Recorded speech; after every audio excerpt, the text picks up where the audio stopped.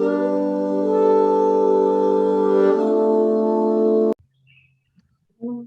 Mbak, selamat pagi. Saya nggak tahu apa yang Mbaknya bicarakan, tapi saya di sini siap untuk mendengarkan. Kita punya waktu sejam. Saya harap seiring berjalannya waktu kita bakal saling mengenal. Mbak bisa menceritakan apa aja yang mau Mbak ceritakan dan apa yang terlintas di pikirannya Mbak. Jadi gini Mbak,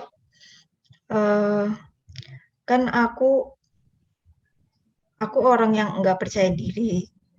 Aku pengen jadi orang yang lebih percaya diri, jadi lebih berani dan lebih lebih bisa mengandalkan diri sendiri lah, karena orang yang nggak percaya diri kan jadinya jadi takut, ngapa-ngapain takut, terus jadi uh, misalnya nih ya Mbak, kan aku pernah dulu waktu kecil, uh, aku pernah nggak mau ketemu orang di sekolah tuh, ada acara, aku nggak mau ikut acara, aku bisa di kamar mandi selama 1 jam karena aku nggak percaya diri untuk ketemu orang-orang baru, untuk ketemu sekolah lain kayak gitu. Aku bisa ngumpet di kamar mandi 1 jam sendirian kayak gitu. Terus kalau sekarang, kalau ada tamu aja aku ngumpet, ngumpet di kamar kayak gitu Mbak.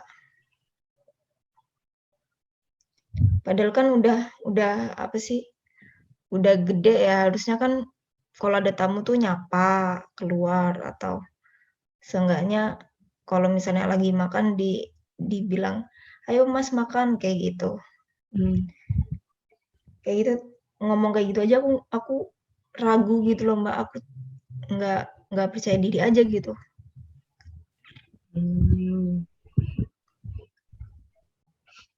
Mbaknya masih kurang pede ya, masih sering minder gitu kan ya. Ada alasan kah Mbak kenapa Mbaknya ngerasa kurang pede? Alasannya itu, mmm, kayaknya nggak ada sih Mbak, cuma dari kecil itu emang aku terbiasa untuk kabur dari masalah kayaknya ya Mbak. Jadinya tuh setiap aku nggak pede tuh aku pasti kabur aja gitu Mbak. Aku pasti nggak berusaha untuk apa mengatasi rasa nggak pede aku gitu sampai sekarang, sampai di umur 20 tahun lebih gitulah. Contoh kecil kabur dari masalahnya gimana Mbak? Ya itu tadi Mbak, apa sih? Ada kegiatan sekolah, sekolah lain tuh datang ke sekolah kita, tapi aku nggak suka karena aku nggak percaya diri gitu loh Mbak. Aku takut ketemu teman-teman baru, akhirnya ya itu aku ngumpet di kamar mandi selama sejam sendirian gitu. Padahal yang lainnya ikut acara, nah aku sendirian di kamar mandi, nggak ngapa-ngapain, kayak sambil nunggu aja suara orang-orang di luar itu sepi gitu baru aku keluar. Padahal kan acaranya lama ya, mungkin mungkin ada 1 jaman kayak gitu, jadi gitu Mbak.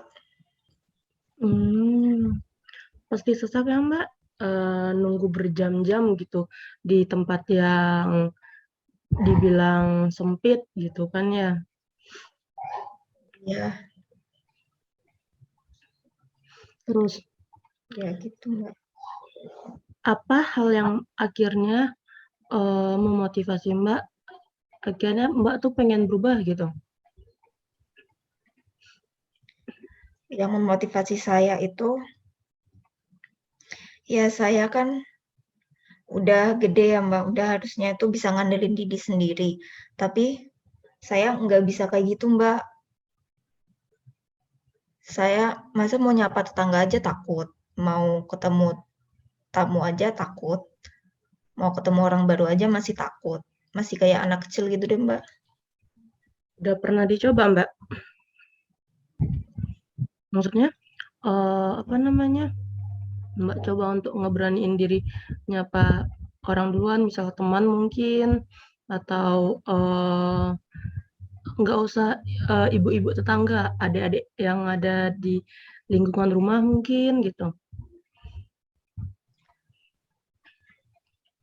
Kalau di lingkungan rumah saya paling cuma ngangguk aja, Mbak, nggak berani ngomong, "Permisi, Pak," apa, "Pergi dulu ya, Pak," atau "Dari Langkung, Pak," atau kayak gimana, kayak gitu nggak bisa, Mbak. Jadi aku cuma paling ngangguk aja.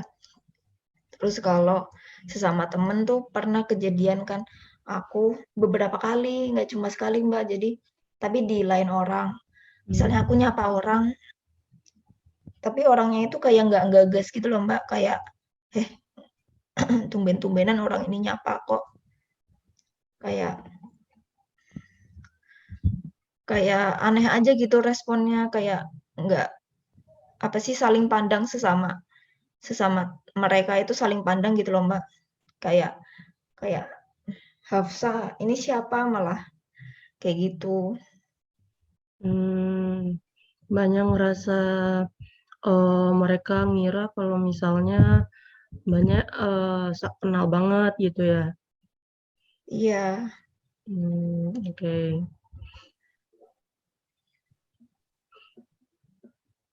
Lalu apakah ada lagi, Mbak? apalagi ya, banyak deh, Mbak, tapi yang aku pikirin cuma itu sekarang. Mbaknya bisa berubah ketika Mbaknya ada kemauan. Mungkin Mbak bisa mencoba untuk, nyapa duluan, nggak usah terlalu dipikirin dulu bagaimana respon orang lain, tapi ya udah coba aja dulu gitu. Ketika nanti, Mbaknya udah terbiasa dengan hal tersebut, lama-lama jadi kayak nggak ada apa-apa gitu. Jadi kayak Mbaknya udah, gimana ya, Mbaknya bisa untuk nyapa orang gitu.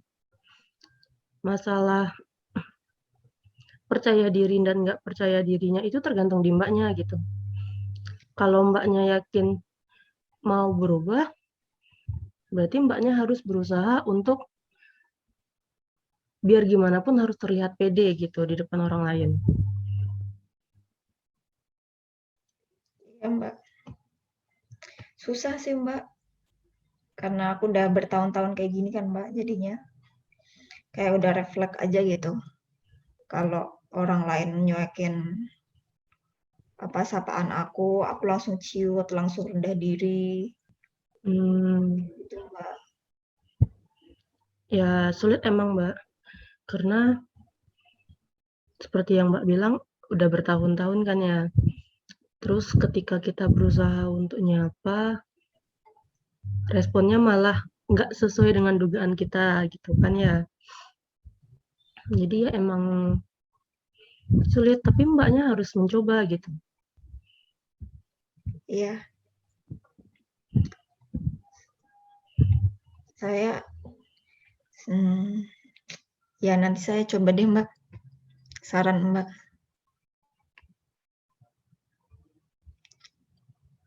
Iya Mbak, oke.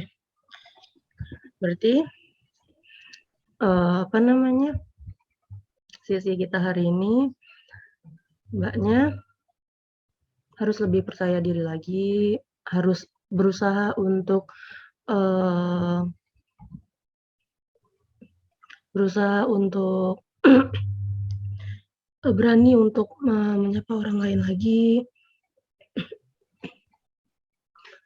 Mungkin Iya, mungkin nggak usah dengan orang yang baru kenal, dengan teman yang mungkin teman dekat dulu lah gitu.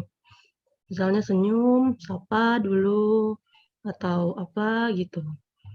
Jadi biar Mbaknya nanti minimal bisa ngerasa, oh ternyata saya ditanggepin juga loh gitu. Mbak. Baik, gimana? Apakah ada lagi Mbak? Sejauh ini nggak ada sih, Mbak. Ya masalah saya cuma itu sih. Sebenarnya itu masalah ya masalah Kayak sepele sih harusnya tuh, harusnya di umur segini udah harus bisa mengatasi itu ya kan, Mbak?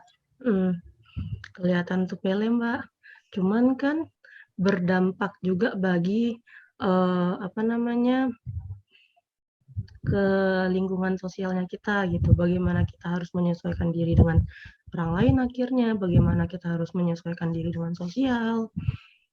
Memang kelihatannya sepele, cuman emang harus dari dalam diri Mbaknya tuh emang harus Mbaknya sendiri yang berusaha gitu. Iya, Mbak. Nanti coba saya usahakan. Oke, jika sudah tidak ada lagi, apa yang Mbak rasakan di sesi konseling ini? Kita akhiri dulu sesi konselingnya. Apa yang Mbak rasakan di selama sesi ini? Jadi saya jadi merasa lebih lega lagi, Mbak, karena udah cerita dan ya nanti coba saya praktekkan sarannya Mbak kalau nyapa orang ya udah sapa aja, nggak usah berpikir kayak orang itu bakal apa nyapa balik atau orang itu bakal gimana. Yang penting kita ramah ya ramah aja, ya kan Mbak? Benar. Diusahakan lagi ya Mbak. Nanti Iya. kalau misalnya sudah Mbak uh, laksanain, sudah Mbak coba apa yang saya saranin tadi, kalau misalnya kayak Mbaknya ngerasa atau terganggu, oh kok ada respon begini nih, ada respon begini gitu. Mbaknya mungkin bisa datang lagi ke saya kalau misalnya Mbaknya berkenan gitu ya Mbak. Baik Ya, Mbak. Mbak. Kita akhiri ya sesi hari ini Mbak. Terima kasih. Terima kasih Mbak. Baik. Pagi Mbak Desva, gimana kabarnya hari ini? Pagi Mbak. Kabarnya baik sih Mbak. Ya gitu Mbak. Ini udah kunjungan kedua ya Mbak Deva. Ya Mbak. Apakah permasalahannya masih sama seperti yang kemarin? Enggak sih Mbak. Kalau sekarang tuh lebih ke ini, apa namanya, ke masalah lingkup pertemanan Mbak. Hmm, sebelumnya Mbak Deva tujuan datang ke sini apa ini Mbak? Tujuan, ya saya pengen ini Mbak, apa namanya, menyelesaikan permasalahan yang saya hadapi gitu Mbak. Maksudnya minimal saya dapat apa saran atau insight atau apa gitu dari kunjungan saya hari ini gitu Mbak. Gitu. Baik Mbak Deva, sekarang ini permasalahan tentang pertemanan ya? Iya Mbak. Boleh diceritakan? Jadi gini Mbak, saya tuh punya teman. Nah kami itu berlima biasanya Mbak. Cuman nggak tahu kenapa akhir-akhir ini tuh mereka tuh kayak berubah gitu loh Mbak. Emang bukan teman dekat gitu, maksudnya kami kami berlima tuh emang bukan teman yang dekat-dekat banget gitu loh Mbak, bukan yang uh, saling berbagi hal-hal sensitif itu bukan. Cuman emang udah berteman cukup lama juga, dan juga saya bukan orang yang tipe ngekang teman gitu, di mana ada mereka harus ada saya gitu, atau di mana ada saya harus ada mereka gitu Mbak. Jadi ya udah saya biasa aja gitu. Cuman nggak tahu kenapa akhir-akhir ini kayak mereka tuh berubah gitu loh Mbak. Tiba-tiba nyuekin saya. Terus kayak nggak nggak peduli banget gitu loh Mbak. Apakah Mbak Deva merasa Mbak Deva punya salah sama mereka? Hmm, sejauh yang saya ingat nggak ada sih ya Mbak. Nggak ada. Nggak ada Mbak. Mbak Deva sudah pernah membicarakan ini sebelumnya sama mereka? Kenapa mereka tahu-tahu mencuekin Mbak Deva atau tahu-tahu menjauh dari Mbak Deva seperti itu? Belum sih Mbak. Soalnya untuk apa namanya saya nanya pertanyaan hal sepele aja ke mereka, sayanya dicuekin gitu Mbak. Jadi kalau misalnya saya langsung nanyain permasalahan yang lagi dihadapin kayak gini, tiba-tiba kenapa mereka tiba-tiba berubah atau kenapa mereka tiba-tiba nyuekin saya gitu tuh, saya ngerasa kayak ya nggak bakal dijawab juga, nggak bakal direspon juga sama merekanya gitu Mbak. Makanya kayak hal yang sepele yang maksudnya hal yang kayak tadi mata kuliahnya apa atau apa gitu kan, itu tuh aja nggak direspon sama mereka Mbak. Apalagi kalau misalnya saya nanyain permasalahannya gitu Mbak. Apakah Mbak Deva takut untuk bicara duluan sama mereka seperti itu? Sebenarnya dibilang takut, lumayan takut Mbak. Saya takutnya saya punya salah tapi sayanya nggak sadar gitu kan Mbak. Cuman apa namanya, kalau misalnya emang ya sayanya ada salah, saya pengen kayak dibicarain baik-baik gitu loh Mbak. Jadi nggak perlu dicuekin gitu atau apa gitu. Hmm. Tadi Mbak Deva bilang Mbak Deva enggak ada keinginan untuk membicarakan permasalahan ini, begitu. Tapi Mbak Kalau Deva ingin orang lain berbicara duluan ke Mbak Deva, begitu. em, nggak juga, maksudnya saya pengen membicarakannya, cuman masih takut gitu loh Mbak. Gitu. Hmm, dengan ketakutan Mbak Deva ini, apakah bisa menyelesaikan masalah? Bagaimana menurut Mbak Deva? Enggak sih, kalau misal untuk menyelesaikan masalah enggak Mbak. Saya tahu gitu, maksudnya dengan diam-diaman kayak gini pun masalahnya nggak bakal kelar gitu kan Mbak. Jadi saya juga nggak tahu harus gimana. Saya pengen masalah ini selesai, cuman saya masih takut untuk memulai duluan gitu loh Mbak. Hmm, saran saya ya Mbak Deva ini kan wajar sih Mbak kalau Mbak Deva sedih itu wajar. Wajar Mbak Deva itu merasa kehilangan gitu ya Mbak. Nah, Mbak Deva ini masih takut untuk berbicara mengenai permasalahan ini karena takut semakin dikucilkan begitu. Iya, saya takut saya semakin dicuekin, dijauhin gitu Mbak. Tapi kalau nggak dibicarain, nggak ada yang selesai ya Mbak. Ya, Hmm, saran saya sih ya Mbak mencoba untuk memberanikan diri. Teman itu kan datang dan pergi ya Mbak. Kalau misalnya kalau misalnya Mbak dan teman Mbak sudah membicarakan ini dan ternyata kesalahan yang ada di Mbak, maka Mbak bisa mencoba untuk berubah kan Mbak akhirnya mengetahui ternyata salahnya ada di Mbak. Tapi kalau misalnya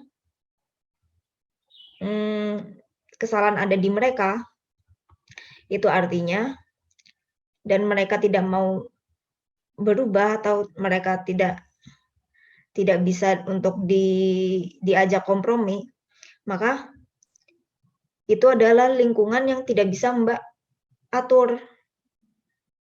Itu adalah situasi di mana Mbak tidak punya kontrol untuk mengaturnya. Nah, yang Mbak Deva bisa kontrol adalah diri Mbak Deva sendiri dan bagaimana Mbak Deva merespon tentang hal tersebut. Saran saya adalah Mbak Deva coba untuk berbicara dulu ke orang itu, ke teman-teman Mbak, ajak ngobrol misalnya dengan ngobrol di kantin dulu, dibelikan minuman mungkin, atau dicairkan suasananya, lalu kemudian ngobrolin tentang hal-hal yang berat, tentang permasalahan yang Mbak Diva seperti itu. Karena kan ya kehilangan teman itu pasti tetap mau bagaimanapun tetap menyakitkan gitu ya Mbak. Iya Mbak. Saya akan coba sarannya Mbak gitu. Mhm mhm. Jadi Mbak Deva ini saya dulu juga pernah sih Mbak kayak gitu. Jadi di mana dulu teman saya itu tahu-tahu menghilang aja gitu Mbak. Tapi saya coba untuk berbicara sama teman-teman saya itu. Akhirnya sampai sekarang berteman. Padahal dulu berantem itu bisa sampai 6 bulan itu nggak ngobrol. Padahal satu kelas. Seperti itu Mbak, sampai sekarang akhirnya masih bersahabat. Sudah berjalan 6 bulan, maksudnya 6 tahun. Mmm, Hmm, kalau gitu nanti bakal saya coba, apa namanya, saran dari Mbaknya gitu ya, Mbak. Saya harap iya, sih semoga, apa namanya, saya saran dari Mbaknya bisa berjalan gitu ya, minimal saya dapat kejelasan lah gitu ya, Mbak. iya, jelasan tentang itu.